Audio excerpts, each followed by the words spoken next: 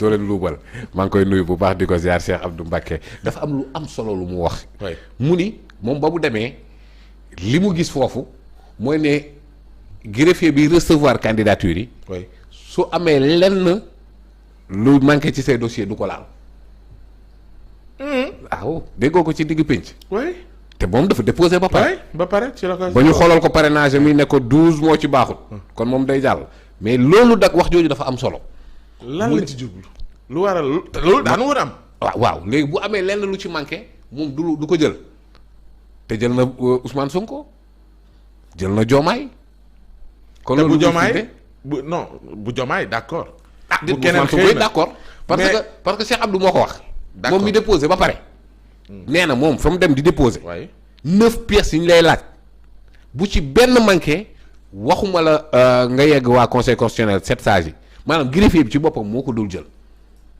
te bu Ousmane jël nañ ko. waaw bu Ousmane jël nañ ko loolu moom. dalaa jaaxal nangu nañ ne c'est clair que ni jël nañ ko jaaxaluma ndax man dama gëm ne candidature bu valide la.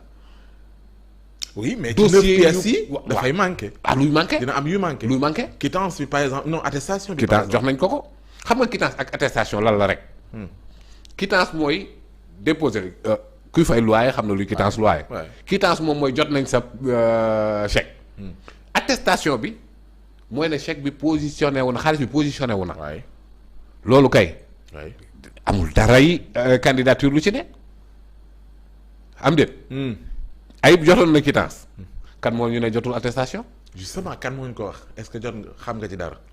parce que li nga xamoon mooy mooy dossier complet la ba greffier ba jël ko. oui kon kay dossier mat na kon kay attestation ñëw na. oui léegi conseil constitutionnel. mi évaluer kii dossier yi. dama bëgg ñu xool dossier yi nga xamante ne moom lay jël 9 pièces yi. ñu ñëw ci benn par benn. xam nga bu ñu ne premier dossier bi moom mooy déclaration de candidature qui doit être accompagnée des pièces suivantes. certificat de nationalité. mu ngoog Ousmane Sonko am na ko. bu ko amee rek da nga naan ma am na ko su ko amul nga ne ma taxawal certificat de nationalité. waaw am na ko amu ko. am na ko photocopie légalisée de la carte nationale d'identité biométrique CEDEAO faisant office de carte d'électeur. am na déet am na ko da nga naan am na ko. un extrait d'acte de naissance datant de moins de 6 mois. am na ko. bulletin numéro 3 du casier judiciaire datant de moins de 3 mois. am na ko. dafa am solo foofu nga taxaw fa. datant de moins de 3 mois. casier judiciaire. Ousmane Sonko boo remonté ba 3 mois ci ginnaaw. avant ñu koy jàpp. ba tey jii ñuy wax. casier judiciaire am dara newu ci. parce que àtte wuñ ko. 3 mois datant de moins de 3 mois c'est-à-dire bu dee casier judiciaire ba mu ngi ko ñu ngi lan décembre. bu dee mu ngi ko récupérer octobre day valide. c'est très important loolu noonu. beneen bi mu ne une attestation par laquelle un parti légalement constitué une coalition de partis légalement constituée ou une entité regroupant des personnalités indépendantes a investi l'intéressé en qualité de candidat. kon même boo dissoudre Pastef yoonam newul ci loolu. donc ba léegi mu ngi baax. ba léegi mu ngi baax pour Ousmane Sonko.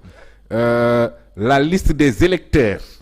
ayant parrainé le candidat présenté sur un fichier électronique et en support papier.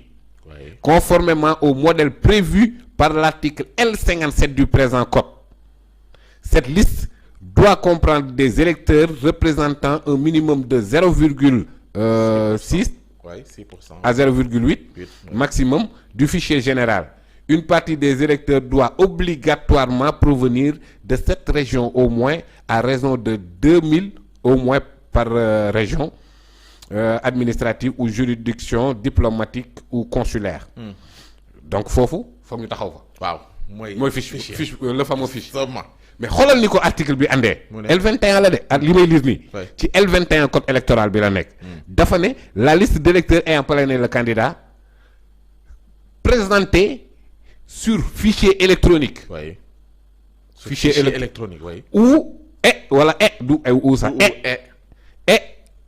en support papier. waaw mooy support physique bi ñuy wax. mais papier rek papier. waa kon kay li conseil constitutionnel di contrôler foofu ce n'est pas fiche bi ñu njëkkate DG parce que waxul loolu liste des électeurs ayant parrainé la candidat liste bi la soxla moom soxlawul fiche loolu nga wax ni mooy fiche modèle bi nga xam te ne DG moom la génne te mu am numérotation bi. du loolu la conseil du loolu la conseil di apprécier li conseil di apprécier mi ngi nii. li ma lay liiral nii article code électoral la à son article 121 nee na li conseil bi di vérifier c'est la liste des électeurs ayant parrainé le candidat ñu présenté ko ci fichier électronique maanaam clé.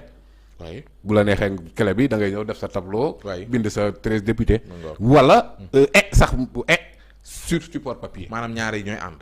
waaw léegi support papier bi waxu la papier bi nii la war a mel. parce que nee na conformément au modèle prévu par l'article L57. ñu dem ci L57. déet mooy lii muy wax ni minimum bi. 44. ak maximum bi 58. mu nekk ci 7 régions. wala nga boole waale ci circonscription administrative ou juridiction diplomatique ou consulaire. après beneen bi muy une déclaration sur l'honneur par laquelle le candidat atteste que sa candidature est conforme aux dispositions de l'article 28 de la Constitution, exclusivement de nationalité sénégalaise, et qu'il sait écrire et lire couramment la langue officielle. muy français. Ousmane Sonko remplir na condition boobu. oui léegi nangu ko fii am na ñu ko remplirul sax mais mën naa leen tëb. condition bi am na ñaari candidat yu ma xam. yu siiw ci candidature yi. yu remplirul condition bi mais dama koy tëb. maanaam mënuñoo làkk tubaab. déedéet du tubaab bi. du tubaab bi. exclusivement de nationalité sénégalaise. waaw loolu am na lu ci maître Moussa Diop jotoon a junj benn instant. bu juróon coow. am na keneen ku mu doon waaj a junj mais jotu koo junjagum. ku bokk ci lii. waaw xam nga Karim la junjoon. waaw mais du woon Karim kese. am na keneen. keneen kan la koo xamante ne moom it ci double nationalité yi la bokk naa ngi ma tudd tey ni jot nañu dossier. waaw bokk na ci bokk na ci. ah d'accord dina ñëw bokk na ci donc kooku mais kooku loolu ku ko mën a attaqué. et pourtant laajoon na ko mu ne bu jotee. mais parce que xam nga kañ lay jot xam nga kañ lay jot. moom bu ñu validé candidature am. moom bu ñu validé candidature am. xam naa ne dina éliminer ñaar. d'accord kon ñaar ñu siiw nag. waaw ñaar ñu dialogué sax. dialogué lool. léegi beneen kii bi mooy une déclaration sur l'honneur par laquelle le candidat atteste être en règle avec la législation fiscale du Sénégal. Une quittance confirmée par une attestation signée du directeur général de la Caisse de dépôt et consignation attestant du dépôt de caution prévu par l'article L122 du présent code. Tout dossier incomplet à l'expiration du délai de dépôt fixé par l'article 29 de la Constitution entraîne l'irrecevabilité de la candidature. mooy ëllëg ca minuit. ëllëg ci bin wi. bépp kii boo dee ça entraîne.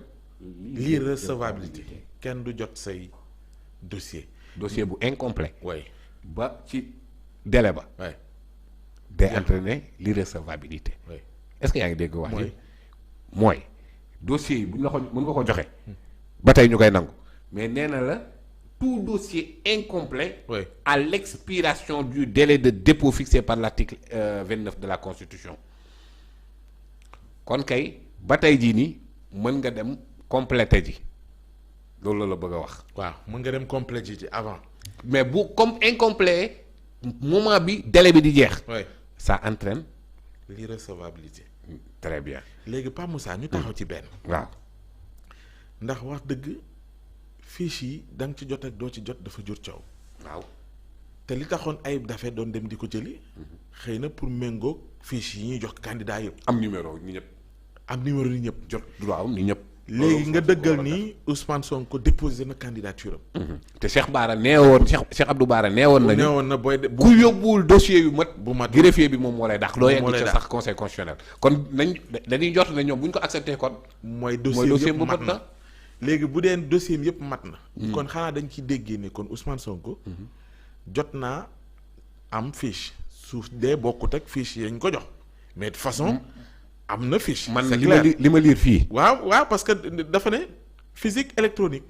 liste candidat yi. liste électeurs yi parrainé candidat bi. waaw waxu la DGE de. non moom déggoo fi benn yoon fiche DGE. fi ma bëgg a ñëw xam nga maanaam soo. xam naa fi nga bëgg a ñëw dama lay kar. dama lay kar. parce que il faut que ñu leeral loolu. ñu xam waaw. parce que jëlul kon fiche DGE su dee jëlu ko mooy am na yeneen fiche yoo xam ne ci la remplir ñi ko parrainé. peut-être. yana peut-être non parce que kii spécifié wul ne la fiche bi DGE la war a jóge. d'accord na spécifié wu ko. maanaam code bi nga lire noonu code. waaw mooy li ma la doon wax code électoral. li nga jàng nii. waaw spécifié wu ko. waaw mooy li ma la doon wax nag booba buñ ko bañee joxe fiche. na yóbbu listam rek moom. liste d'électeurs wala député wala conseil municipal wala maire bu yi ko parrainé na ko yóbbu rek. ban la ci yóbbu ci yooyu. député citoyen wala député. député la Ousmane Sonko yóbbu.